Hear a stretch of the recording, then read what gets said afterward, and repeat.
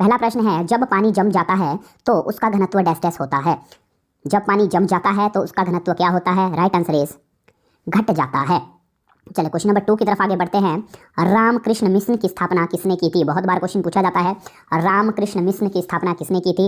Right answer है स्वामी विवेकानंद जी। और कब की थी? 1 मई 1897 में जो है इन्होंने इस मिशन की स्थापना की थी या शुरुआत की थी। क्वेश्चन नंबर 3 है, 7 झीलों का समूह किस झील को कहा जाता है? आई रिपीट, 7 झीलों का समूह किस झील को कहा जाता है? ऑप्शन आपके पास है, जल्दी से अपना राइट आंसर टिक करेंगे। And the right answer is option B, लामा झील। कहाँ स्थित है भाई? हिमाचल प्रदेश के चंबा जिले में ये स्थित है। चलिए नेक्स्ट क्वेश्चन की तरफ आगे बढ़ते हैं। क्वेश्चन नंबर 4, वातावरण में मौजूद सल्फर ऑक्साइड बारिश में धुल जाते हैं और क्या बनाते हैं? क्वेश्चन आप देख सकते हैं, वातावरण में मौजूद सल्फर ऑक्साइड बारिश में धुल जाते हैं और क्या बनाते हैं। ठीक है, तो देखिए जब भी सल्फर के ऑक्साइड जो है बारिश के साथ मिल जाते हैं तो जो है एसिड रेन होती है, और एसिड रेन की वजह से क्या होता है, जो पीएच वैल्यू होती है मिट्टी की वो क्या हो जाती है? कम हो जाती है। तो राइट आंसर इसका था मृदा में पीएच का निम्न स्तरीकरण, यानी कि पीएच वैल्यू जो है मिट्टी की जो है वो क्या हो जाती है? कम हो जाती है। क्वेश्चन नंबर 5 है, भारत में पहला परमाणु ऊर्जा केंद्र कहाँ स्थापित किया गया था? आई रिपीट, भारत में पहला परमाणु ऊर्जा केंद्र कहाँ स्थापित किया गया था? जल्दी से आंसर बताएं, बहुत लोगों को ये आता भी होगा। राइट आंसर है इसका तारापुर। तारापुर कहाँ स्थित है?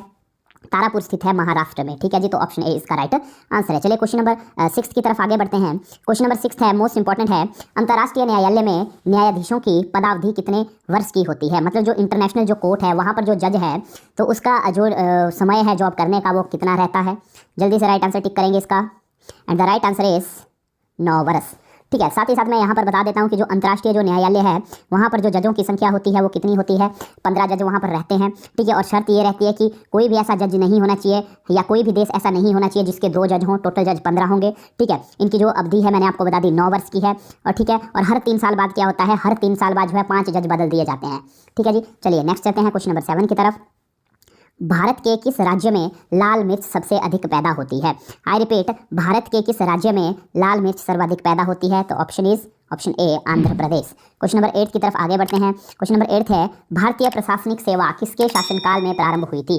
सिविल सर्विसेज जो है किसके शासनकाल में प्रारंभ हुई थी? ऑप्शन है आपके पास ये, जल्दी से राइट आंसर टिक करेंगे। And the right answer is, जो भारत में जो प्रशासनिक सेवा है उसका जो जनक है वो कहा जाता है किसे? ऑप्शन डी, लॉर्ड कार्नवालिस को। किसे जी? लॉर्ड कार्नवालिस को। ठीक है जी, ये बंगाल के गवर्नर जनरल भी ये थे। नेक्स्ट है, किस गुप्तकालीन शासक को कविराज कहा जाता है? आई रिपीट, किस गुप्तकालीन शासक को कविराज कहा जाता है? And the right answer is Samudragupta. चले क्वेश्चन नंबर 10 देखते हैं अपना।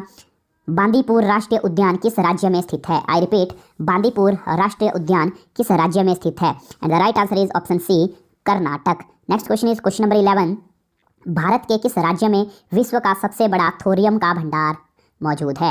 भारत के किस राज्य में विश्व का सबसे बड़ा थोरियम का भंडार मौजूद है?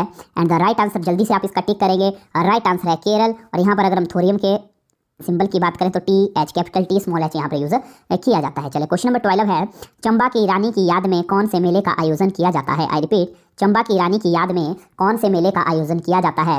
And the right answer is option B, Suhi मेला। कौन सा मेला?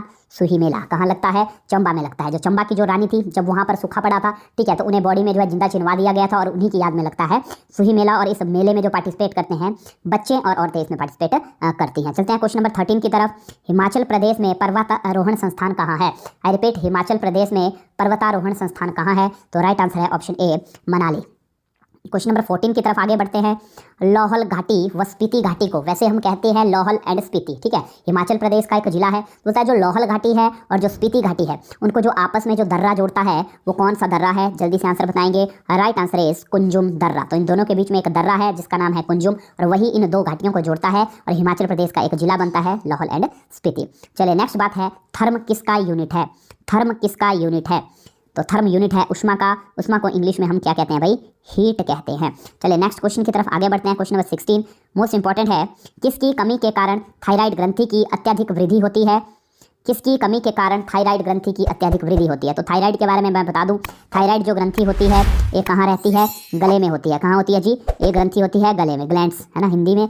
ग्रंथि कहते हैं, इंग्लिश में ग्लैंड कहते हैं। ठीक है, तो बोलता है किसकी कमी के कारण थायराइड ग्रंथि की अत्यधिक वृद्धि होती है, तो right answer is option B iodine. और आपने ऐड भी देखो देखी होगी आयोडीन। ठीक है, आयोडीन की कमी कहाँ से पूरी होती है? आयोडीन युक्त नमक से पूरी होती है।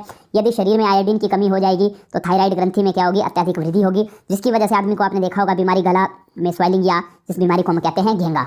ठीक है, तो ये आपने ध्यान रखना है। क्वेश्चन नंबर 17 की तरफ आगे हैं।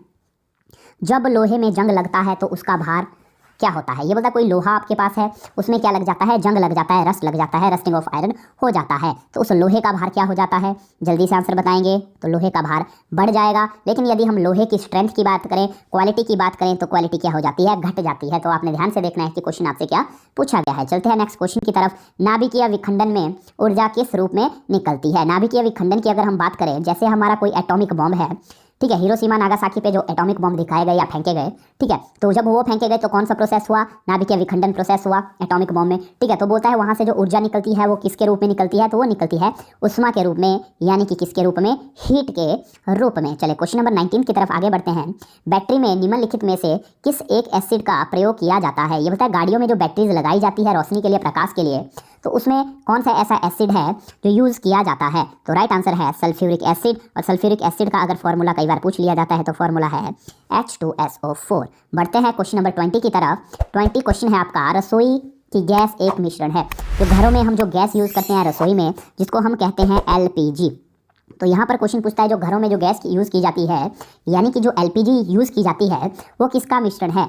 तो LPG किसका मिश्रण है भाई? LPG जो मिश्रण है वो है प्रोपेन प्लस ब्यूटेन का। तो राइट आंसर है ऑप्शन सी, ब्यूटेन और प्रोपेन का। चले चलते हैं क्वेश्चन नंबर 21 की तरफ। क्वेश्चन नंबर 21 है, सूक्ष्मदर्शी का आविष्कार किसने किया था? सूक्ष्मदर्शी इंग्लिश में कहेंगे माइक्रोस्कोप। तो माइक्रोस्कोप की अगर हम खोज की बात करते हैं, ठीक है, माइक्रोस्कोप सबको पता है एक ऐसी डिवाइस होती है जिससे अति सूक्ष्म चीज़ों को देखा जा सकता है, जिन्हें हम नंगी आंखों से नहीं देख सकते। तो माइक्रोस्कोप की जो खोज है वो किसने की थी? तो राइट आंसर है ऑप्शन बी, जेड जॉनसन। चलते बढ़ते हैं क्वेश्चन नंबर 22 की तरफ। मोस्ट इंपॉर्टेंट क्वेश्चन है, निम्नलिखित में से किस क्रिया में ऑक्सीजन को हवा में छोड़ा जाता है? बोलता है निम्न में से ऐसी कौन सी क्रिया है जिसके द्वारा जो ऑक्सीजन जो है हवा में छोड़ी जाती है? तो right answer is option C, प्रकाश संश्लेषण की क्रिया। देखिए, पौधे ऑक्सीजन छोड़ते हैं जब उनकी पत्तियों पर सूर्य का प्रकाश पड़ता है, ठीक है, और वो अपने लिए भोजन बनाते हैं। क्वेश्चन यहाँ से ये भी पूछा जाता है कि पौधे किस प्रक्रिया द्वारा भोजन बनाते हैं? प्रकाश संश्लेषण की प्रक्रिया, इंग्लिश में कहेंगे फोटोसिंथेसिस का प्रोसेस। ठीक है, और इसी प्रक्रिया के दौरान क्या निकलती है? ऑक्सीजन निकलती है, जिसे फिर मनुष्य क्या करते हैं? इनहेल करते हैं। क्वेश्चन नंबर 23 की तरफ आगे बढ़ते हैं। मोस्ट इंपॉर्टेंट है, करंट अफेयर का क्वेश्चन है और पुलिस के एग्जाम में ये पूछा जा सकता है।